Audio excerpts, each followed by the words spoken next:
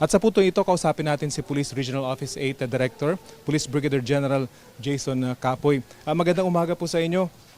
Unang-una po siguro establish natin, ilan po ba talaga yung sugatan dito sa nangyaring insidente? 3 po yung patay, ilan po yung nasugatan? For the record po, si Rafi, we have at least 15 firearm-related injury. At may 5 po tayo, 9 firearm-related injury. Okay. So ito po yung mga natumba, nagasgasan. Hyperventilation, yun na po. Yung po nasa mga ospital, kumusta po sila? Stable naman po yung kanilang kondisyon? So far, stable condition naman po.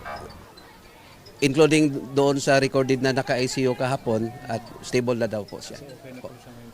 So far, ano po yung takbo ng inyong investigasyon? Paano po nakapasok yung baril dito? At ano ba talaga yung plano ng dalawang estudyante as per your initial investigation? Ayon po sa ating pag-imbestiga, initially, mananakot lang daw sana ito. Kaso lang, nung may pumutok na isang bala, parang hindi na napigilan yung 14 years old. Yun ang nakukuha natin na information. Dalawa po yung baril na ginamit dito, yung isang revolver at isang Glock 9. Ilan po yung pumutok dun sa revolver?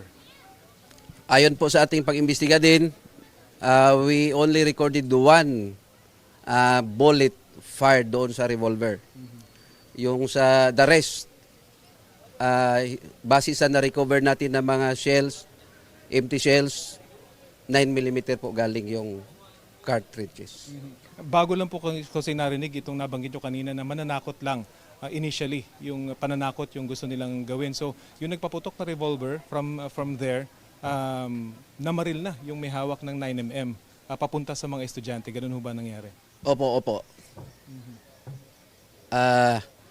At ito pa, idagdag ko lang po, may targeted daw di umano itong dalawa. Kaso lang nung nakita na negative doon sa dulo na classroom, bumalik, saka na sila nagpaputok. Ilang rooms po, bale, at ilang buildings yung pinasok po nitong dalawang suspect? Napapansin nyo, 2 separate buildings po ito, single story. I think may 8 yata na classroom ito, lahat-lahat. Doon sila sa alley dumadaan while shooting. So kada kwarto po na pinupuntahan nila, pinapasok nila, nagpapaputok sila? Opo, from the window. Hindi sila, I think doon sa dolong room lang medyo may pinasok yung isang trigger man. So yung 3 namatay po, hindi po silang target dun sa pamamaril? Yun po ang lumalabas sa ating investigasyon. Hindi po sila ang target. Confirm ko lamang po, kasi may mga lumalabas kahapon na 4 yung naging casualty. Talagang 3 lang po yung patay as per your record? Tamang-tama sir. Salamat sa tanong mo. We only recorded at least 3 casualty po, hindi po 4. May rumors ko kasi kahapon na lumalabas na 4, kaya pati kami napalundag. But as per verification, buhay po yung nasa ICU. At stable na po yung kanyang condition ngayon? Yes po, sa awa ng Diyos, stable condition na po siya. Mapunta naman po tayo dun sa baril, lalo na dun sa police officer. Ano pong kwento sa inyo? Nakausap nyo yung mismong police officer. Ano pong sabi niya sa inyo tungkol sa paano nakuha nung kanyang pamangkin yung kanyang baril? Ayon po sa aming pag-uusap kahapon, allegedly dumaan po sa bintana yung pamangkin niya doon sa bahay na tinitirhan niya. At siguro may access doon sa kwarto kaya nakuha yung firearm. Kailan niya po nakuha yung firearm? Hawak na ba niya na matagal or kakukuha lang niya nung umaga na mangyari yung incident? Hindi ako sure, si Rafa, but I presume yung araw na yon niya nakuha. Opo. Pero may indication po na planado na nila itong gagawin nila dito sa loob ng eskwelahan as per conversations. Allegedly, mga text message. Meron ho ba kayong ganong nakuhang evidence din? Yes po, base din po sa pag-interview ng mga investigators natin, talagang napagplanuhan as early as May 1 or April na mag-launch sila ng ganitong Kaya talagang premeditated yung incident. Pero again, pananakot lang ang initial na gusto nilang gawin. Yan po base doon sa sagot nung interview kahapon doon sa isa sa CICL na bata. Kumusta po yung mental state ng dalawa nung nakausap po ninyo? Although of course expert ang magsasabi nito, pero maayos naman po ba sila nakakausap after nung incident? I am not really in the position to judge, but hintayin na lang po natin yung result ng neuropsychiatric evaluation po, Sir Rafi. At ngayon nasa kaninong custody na po yung dalawa? Nasa DSWD and at the same time sa PNP po dahil ongoing pa rin yung interviews po sa kanila. Ano po mangyayari dun sa police officer na pinagkunan ng baril nitong isa sa mga suspect? Currently nasa preventive custody siya, at the same time restricted po siya at part po siya sa iniimbestigahan, and for sure she will face administrative investigations or sanctions. At yung isang baril naman apparently galing sa isa o nakarehistro sa isang security agency, natukoy na po ba kung kanino sino nagmamay-ari ng baril? It was found out na naka-issue po ito sa Cebu-based na security agency at nag-match po yung na-recover natin na revolver di umano doon sa 15 years old na bata. Kaya ito yung subject for investigation ng RC issue po natin. Ang isa sa mga tanong po, paano na ipasok yung baril dito sa campus ng eskwelahan? Surreptitiously, hindi sila sabay pumasok dito sa compound paisa-isa. Kaya siguro nalingat lang yung security natin. Yun, naisahan yung guard. At nasa backpack at nasa waist bag ho ba yung mga baril? Yun yung lumalabas? Opo sir. Yun, nasa sling bag and backpack. Ano pong mangyayari ngayon dito sa mga estudyanteng narito sa labas kasi gusto na nilang pumasok? Gaano po kaya tagal mapoproseso itong crime scene? Hopefully matatapos na ng processing ng suko po natin itong araw na to. At para ma-recover naman ng mga magulang yung mga properties or belongings ng mga estudyante natin. 40 na basyo po yung inyong nabilang, so ganun kadami yung ipinutok nitong suspect. Ganun kadami yung kanyang dalang bala nung time na yun?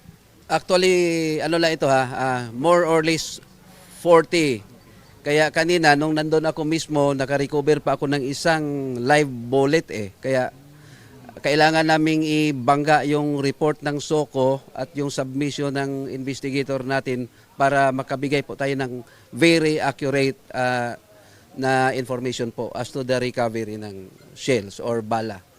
Kanina po si Mayor Romualdez nanawagan kasi ang daming speculation dito sa nangyari, ang daming mga haka-haka, maraming misinformation na lumabas katulad nung may namatay na isa pa kahapon.